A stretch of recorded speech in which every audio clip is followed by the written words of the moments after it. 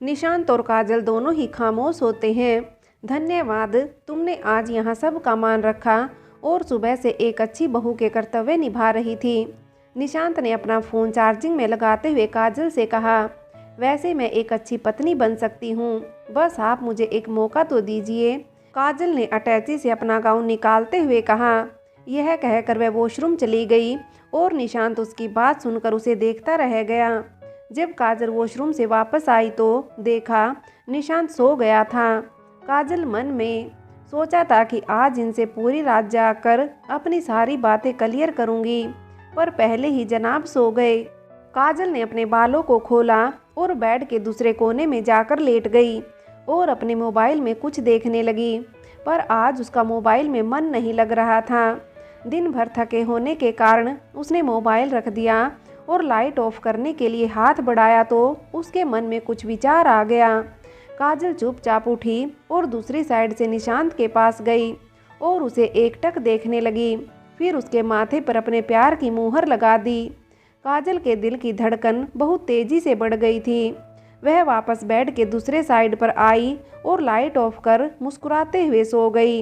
इधर light of होते ही निशांत ने अपनी आंखें खोली।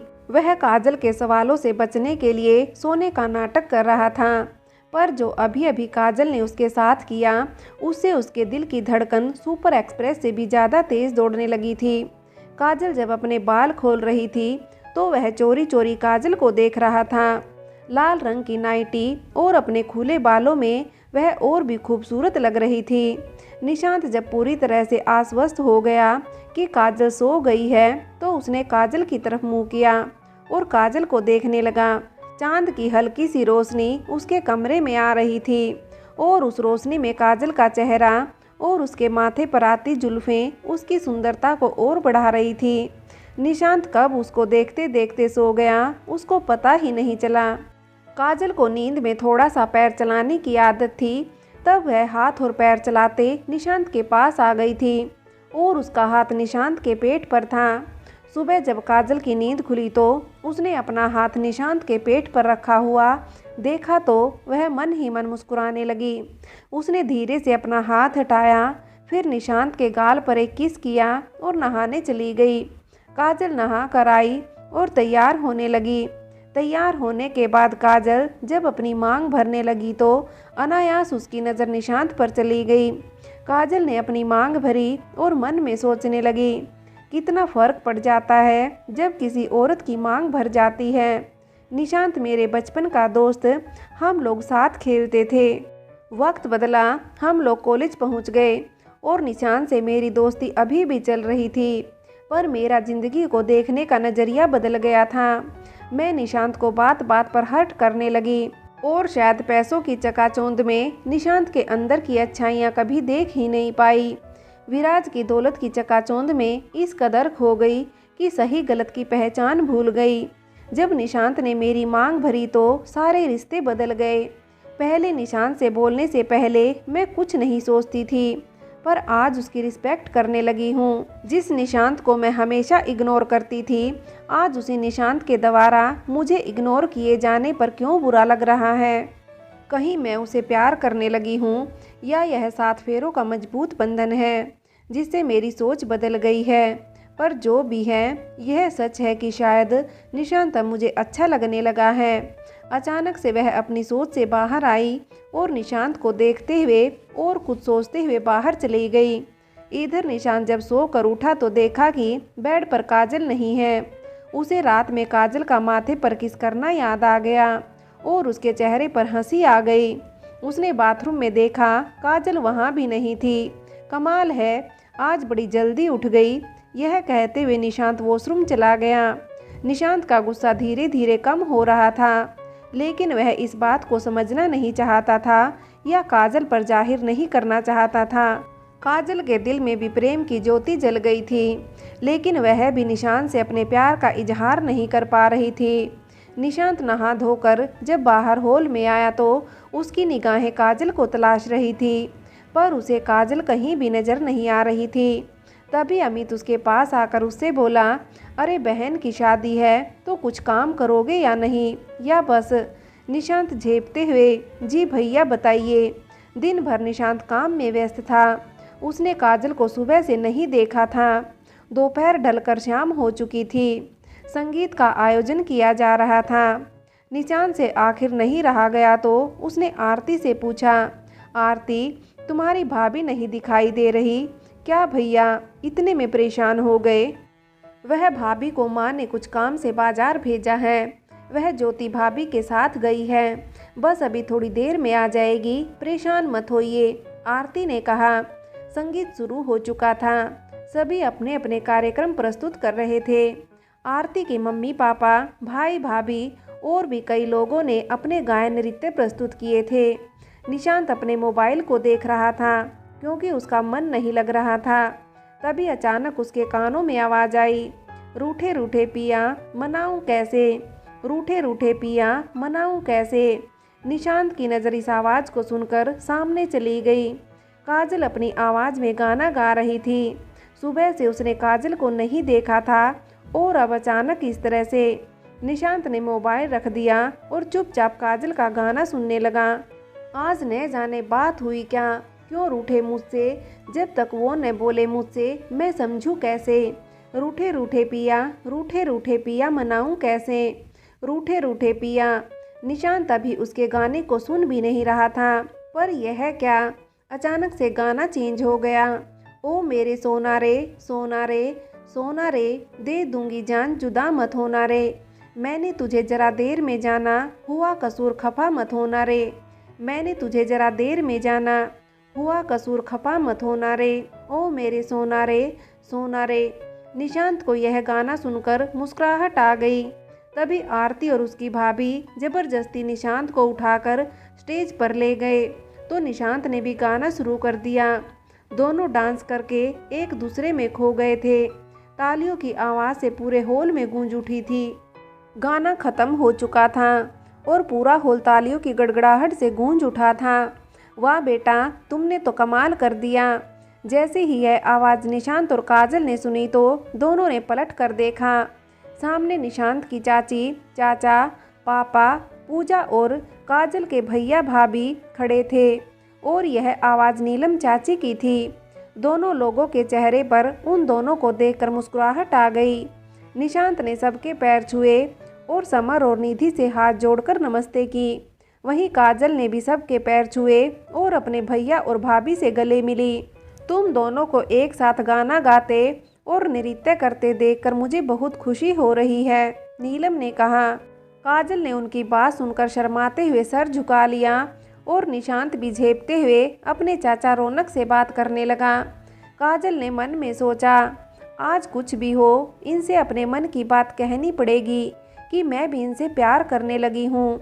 आज मुझे इस बात का एहसास हो गया कि शायद विराज की तरफ जो था वह एक आकर्षक मात्र था। सच्चा प्यार क्या होता है यह आपसे जाना है निशांत। अब मैं आपके प्यार के रंग में रंग जाना चाहती हूँ। संगीत का कार्यक्रम खत्म हो चुका था।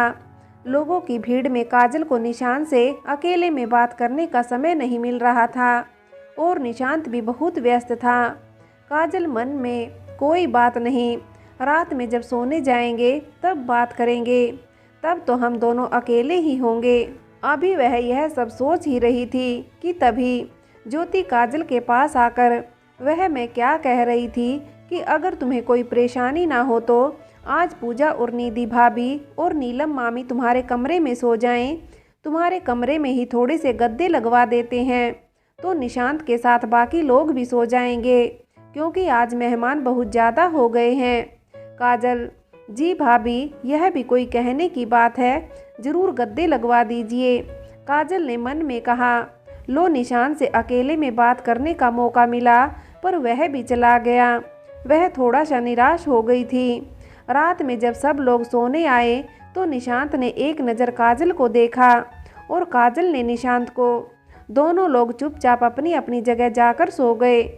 अगली सुबह आज आरती का विवाह था तो घर में सभी बहुत व्यस्त थे। बहुत सारे मेहमानों के बीच में आज काजल और निशांत का आपस में बात करना संभव नहीं हो पा रहा था और दोनों ही अपनी जिम्मेदारियां बहुत अच्छी तरह से निभा रहे थे।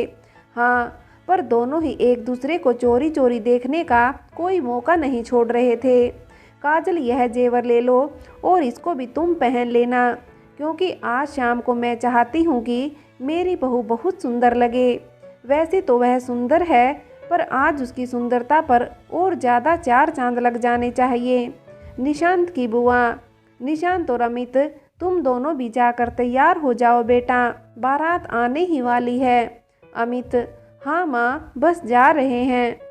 निशांत भी जी बुआ जी कहकर कमरे में तैयार होने चला जाता है। वहाँ पर उसकी निगाहें काजल को ढूंढ रही होती हैं। पूजा, अटैची से मेरे कपड़े निकाल दो, मैं मुंह हाथ धोकर आ रहा हूँ। और चाची और तुम्हारी भाभी कहाँ हैं? निशांत ने पानी पीते हुए कहा। भैया, वह भाभी आरती को तैयार कर रही है। पूजा ने अटैची से कपड़े निकालते हुए कहा। क्या काजल आरती को तैयार कर रही है? निशांत आश्चर्य से बोला। हाँ, वह पार्लर वाली के यहाँ किसी की तबीयत खराब हो गई थी, तो पार्लर वाली किसी और को भेज रही थी। काजल भाभी ने मना कर दिया और कहा कि वह खुद आरती को तैयार कर लेगी। वैसे भैया, काजल भाभी ने मुझे भी तैयार किया है, देखिए मस्त लग रही हूँ ना? पूजा ने कहा। एकदम जोकर लग रही हो। यह कहते हुए निशांत वॉशरूम में चला गया। भैया, मैं बाहर जा रही हूँ, आपके कपड़े बेड पर निकाल कर रख दिए हैं। यह कहकर पूजा चली जाती है। निशांत अपने कपड़े पहनने लगता है, तभी वहाँ काजल आ जाती है। निशांत की नज़र जैसे ही काजल पर पड़ती है तो वह उसको एकटक देखने लगता है। गहरे नीले रंग की जरी के बॉर्डर वाली साड़ी काजल के रंग को और भी निखार रही थी। माथे पर मांग का टीका, गले में हार, मंगलसूत्र, कानों में झुमके, हाथों में भरी भरी चूड़ियाँ उसकी खूबसूरती को और बढ़ा रहे थे। निशांत की काजल पर से नज़र ही नहीं हट रही थी। काजल, चलो आरती बुला रही है, उसका फाइनल टचअप कर दो। ज्योति ने कहा। जी भाभी, मैं बस वो यहाँ पर लिपस्टिक लेने आई थी, इसका शेड बहुत अच्छा है। यह कहकर काजल एक नज़र निशांत को देखती है और चली जाती है। ज्योति, देवर जी, आपने बहुत ही सुंदर और सुशील बीवी पाई है। इसके आने से मेरा काम बहुत हल्का हो गया। चलो अब जल्दी से तैयार होके बाहर आओ, बारात आने का समय हो गया है। काजल की तारीफ सुनकर निशांत के चेहरे पर मुस्कुराहट आने लगती है। उसका गुस्सा धीरे धीरे कम हो रहा था। थोड़ी देर बाद बारात आती है। सभी लोग बारात का स्वागत बहुत अच्छे से करते हैं। धूमधाम से जयमाला हो जाती है और भोजन के बाद फेरों का समय होता है। काजल और निशांत सबके बीच में व्यस्त होते हुए भी एक दूसरे को चोरी चुपके देख रहे होते हैं। जब फेरों का समय आता है तो निशांत और काजल को अपना विवाह याद आ जाता है, क्योंकि उनका विवाह जिन परिस्थितियों में हुआ था, दोनों के मन में उसमें इतना तनाव था कि उन्होंने विवाह की किसी भी रस्म पर ध्यान ही नहीं दिया था। फेरों के सातों वचन जो पंडित जी बोल रहे थे, वह काजल और निशांत ध्यान से सुन रहे थे। विवाह की महत्ता, 7 फेरों के वचन, मांग का सिंदूर, गले का मंगलसूत्र, आज उनके महत्व के बारे में बहुत ध्यान से निशांत और काजल सुन रहे थे। काजल मन में, मैं पूरी कोशिश करूंगी विवाह के इन 7 वचनों का मान रख सकूं। निशांत मन में, अगर काजल इस रिश्ते को अच्छे से निभाएगी तो मैं भी कोशिश करूंगा कि उसे एक मौका और दूं, पर शायद यह मौका आखिरी होगा। विवाह संपन्न हो चुका था, विदाई भी हो चुकी थी। आरती की विदाई के बाद सब इतना थक चुके थे कि जिसको जहां मिल रहा था वहां सो रहा था। शाम हो गई थी। काजल और ज्योति दोनों मिलकर सभी के लिए चाय लेकर आई। सारे मेहमान विवाह संपन्न होने के बाद जा चुके थे।